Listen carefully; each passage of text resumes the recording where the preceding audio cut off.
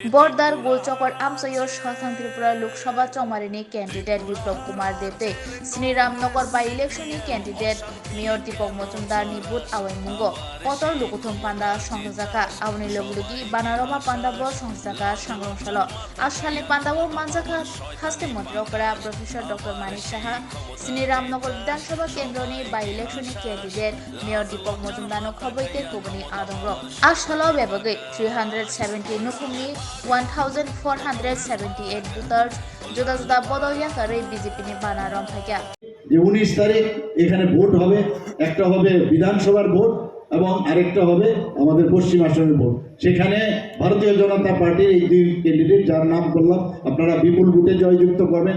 আপনারা জানেন বক্সনগরের উপনির্বাচনে যখন আমি প্রতিদিন আমি যেতাম সেখানে, অনেকে বলছেন অসম্ভব, সেখানে যারা সংখ্যালঘু সম্প্রদায়ের মানুষ সেখানে সবচেয়ে বেশি থাকে এবং বক্সনগরে সবচেয়ে বেশি আমরা দেখেছি সবসময় এখানে খুন সন্ত্রাস অগ্নিসংযোগ এগুলো আমরা সবসময় আমরা দেখতাম। সেই জায়গায় দাঁড়িয়ে কোনো রকম সেখানে কোনো খবর নেই, মানে ঘটনা উপঘটনা আমরা দেখিনি এবং সেখানে আমরা 30,000-এর উপরে ভোটে আমরা সেখানে যে জয়লাভ করবো। শুধু তাই নয়, সিপিএমের জামানত জব্দ করেছি আমরা 3,500 ভোটে। আমরা গত ইলেকশনে জেনারেল ইলেকশনে 2023-এ আমরা গনপুরে 3,500 ভোটে জিতেছিলাম। সেই জায়গায় যখন উপনির্বাচন হলো একই সাথে সেখানে 18,000 ভোটে আমরা জিতেছি।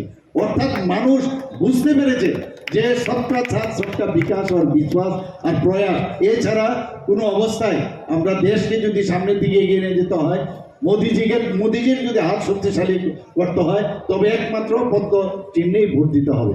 আজকে দেশের সুরক্ষার যেখানে প্রশ্ন, সুরক্ষার দিক দিয়ে মাননীয় প্রধানমন্ত্রীজি আজকে আমাদের আর্ম ফোর্সকে যেভাবে ঢেলে সাজিয়েছেন, আগে কথায় কথায় আমাদের সোলজারদের গলা কেটে ভারতবর্ষে ফেলে রাখতো, এখন কিন্তু সেই শব্দ আর করছেন না। যখন এয়ার স্ট্রাইক এবং সেই সার্জিক্যাল স্ট্রাইক করলেন, ডোকালামের ঘটনা আপনারা জানেন, হাজার হাজার বর্গ কিলোমিটার আমাদের দেশের সেই চাইনার কাছে চলে গেছে। সেখান থেকে আজকে প্রধানমন্ত্রী G20 যে এর মধ্যে সম্মেলন করলেন, প্রেসিডেন্সি পেলেন, সেখানে আমি নিজেও গিয়েছিলাম। সেখানে আমি দেখতে পেয়েছি মাননীয় প্রধানমন্ত্রী কিভাবে ওনাকে সম্মান এবং ওনাকে একটা বিশেষ একটা জায়গায় ওনারা নিয়ে গেছেন। আমরা সবাই দেখেছি মাননীয় প্রধানমন্ত্রীজিকে কেউ পায়ে ছুঁয়ে ওনাকে প্রণাম করতে চায়, কেউ বলে মিস্টার বস করে ওনাকে সম্বোধন করেন।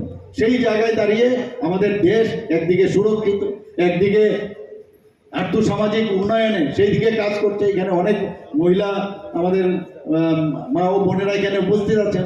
আমরা সবাই জানি যে এসএইচজি গ্রুপ সবচেয়ে বেশি আমাদের ত্রিপুরাতে সাকসেসফুল। 2017 আগে মাত্র এখানে 4,000 এসএইচজি গ্রুপ ছিল, আর আজকে আমাদের এখানে 56,000 এসএইচজি গ্রুপ হয়েছে। প্রায় 5 লক্ষ মহিলারা তার সাথে যুক্ত হয়েছে।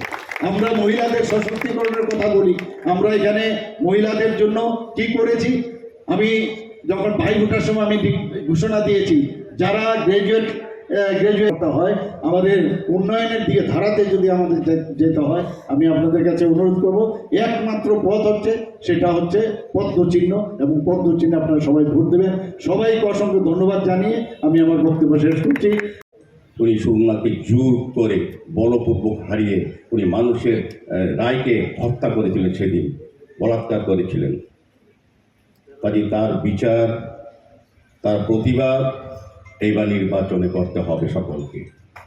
উনি প্রায় সময়ই আমার এখানে আজকে বড় মাত্রার মাননীয় মুখ্যমন্ত্রী, মাননীয় সভাপতির হাত ধরে এই এলাকার বড় মাত্রার সংখ্যায় মানুষ আজকে আমাদের ভারতীয় জনতা পার্টির নরেন্দ্র মোদীজির চিন্তায় দিশায় তারা যোগদান করবেন, আমাদের সঙ্গে থাকবেন, আমাদের কর্মসূচিতে অংশগ্রহণ করে ভারতীয় জনতা প্রার্থীদের বিপ্লব করবেন এবং আমাকে জয়ী করবেন। তারা কথা দিয়েছেন, তারা আর্থিক যোগদান করবেন।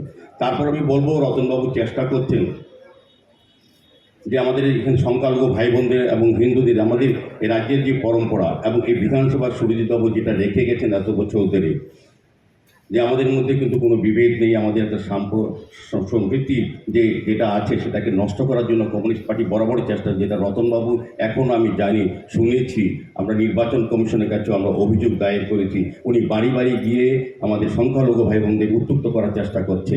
উনি বলছেন যে ভারতীয় জনতা পার্টির সরকার তাদের বা দীপকবাবু আসলে পরে আপনাদের নিরাপত্তা শান্তি থাকবে না। আপনাদের কাছে বিচার 2018 বিজেপি নেত্রী সরকার আসার পর এই রাজ্যের সংখ্যালঘুরা নরেন্দ্র মোদী নেতৃত্বে 2014 সরকার আসার পর ভারতবর্ষের সংখ্যালঘুদের যে সুন্দর অবস্থান, সহাবস্থান, সেটাকে বিবেচনা করে সংখ্যালঘু ভাই বোনদের কাছে আমার অনুরোধ থাকবে, প্ররোচনা পা দেবেন না।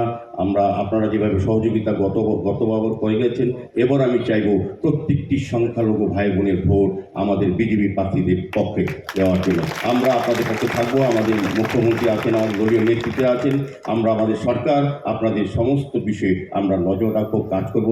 এবং আমি প্রার্থী হিসাবে আবারও আপনাদের কাছে ভোট ভিক্ষাতে আশীর্বাদ চেয়ে আমি বলবো, প্রতিটি মানুষের জাতি, ধর্ম, বর্ণ নির্বিশেষে প্রত্যেকটি মানুষের প্রয়োজনে আমাকে পাবেন, আমি আপনাদের সঙ্গে থাকবো। নমস্কার।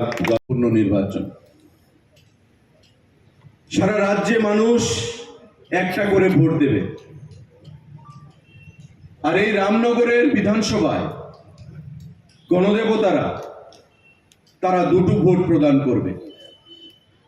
একটা তাদের বিধায়ককে বেছে নেওয়ার জন্য, আরেকটা ভোট প্রদান করবে পশ্চিম আসনে, লোকসভার আসনে কাকে দিল্লি পাঠানো হবে রাজ্যের হয়ে কথা বলার জন্য, সেই ভোট প্রদান করার জন্য। তো স্বাভাবিকভাবেই দুটো ভোট আমাদের কাছে খুবই গুরুত্বপূর্ণ। এবং সারা রাজ্যে এখন পর্যন্ত যা পরিস্থিতি, তাতে মানুষ বলতে শুরু করেছে যে নির্বাচন একতরফা, সেটা রামনগরে বলুন, পশ্চিম আসনে বলুন, এবং আমাদের আরেকটি লোকসভা পূর্ব আসনে বলুন, প্রতিটি জায়গায় একতরফা নির্বাচন অনুষ্ঠিত হচ্ছে।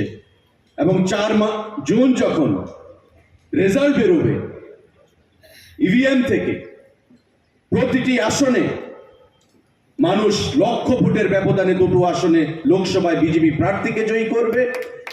এবং এই রামনগর বিধানসভা উপনির্বাচনে বিপুল ভোটের ব্যবধানে, রেকর্ড ভোটের ব্যবধানে দীপক মজুমদারকে, ভারতীয় জনতা পার্টির প্রার্থীকে এখানকার গণদেবতারা জয়ী করবে।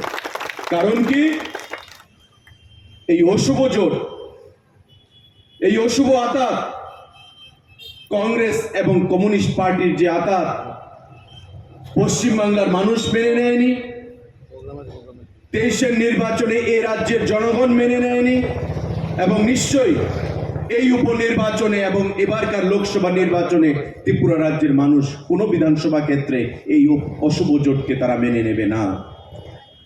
সুরজিৎ দত্ত যখন বিধায়ক ছিলেন, আমার মনে আছে সেই দিনগুলোর কথা। 2013 সালে ওনাকে জোর করে হারিয়ে দেওয়া হয়েছিল। দক্ষিণ জয়নগরের একটা বুথ সেন্টার নির্বাচনের দিন জোর করে কমিউনিস্ট পার্টি সেদিন তাকে জোর করে পরাজিত করে। ফলাফল যখন বেরোলো, আমরা যখন বললাম যে আপনি রিকাউন্টিং করুন, আমাকে পরিষ্কার ভাষায় সেদিন অন্য কাকে চাইছেন সেটাকে বেছে নিতে হবে।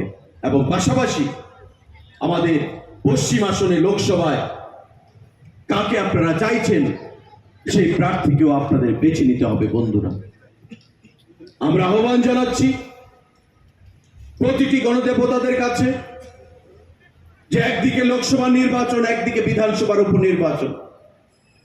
লোকসভা নির্বাচন মানে দেশের নির্বাচন। কাকে আপনি প্রধানমন্ত্রী হিসেবে চাইছেন? এই দেশ কার হাতে শক্তিশালী থাকবে আগামী দিনে? ভারতবর্ষ কোথায় ছিল, কোথায় রয়েছে? বিগত 10 বছরে দেশের প্রধানমন্ত্রী হিসাবে নরেন্দ্র মোদীজির কি ভূমিকা ছিল? আপনাকে সমস্ত কিছু বিচার করে, বিশ্লেষণ করে, বিবেচনা করে গুরুত্বপূর্ণ ভোটাধিকার আগামী 19 তারিখ আপনাদের দিতে হবে। আর পক্ষান্তরে এই বিধানসভার উপনির্বাচনে আপনারা কাকে চাইছেন?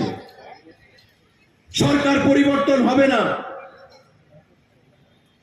আগামী 4 বছর 4.5 বছর আরো বিজেপি সরকারকে থাকতে হবে। তাই এই ভোট দিয়ে ভোট নষ্ট করে লাভ নেই। কোনো অবস্থাতেই কমিউনিস্ট পার্টির পক্ষে যেন ভোট না যায়, কারণ এই জোট অশুভ জোট, এই জোট গণতন্ত্র বিরোধী জোট, এই জোট সুবিধাবাদীর জোট তারা করেছে। এই জোটকে কখনো ভোট দেওয়া সেখানে উচিত হবে বলে আমাদের মনে হয় না। মানুষ পূর্বে যারা বক্তৃতা দিয়েছেন সবই বলেছেন, আমি শুধু এতটুকুই বলবো, এটা এই রামনগর প্রয়াত বিধায়কের প্রাণের জায়গা, অন্তরের জায়গা, ভালোবাসার জায়গা। দীর্ঘদিন উনি এখানে কাজ করে গেছেন।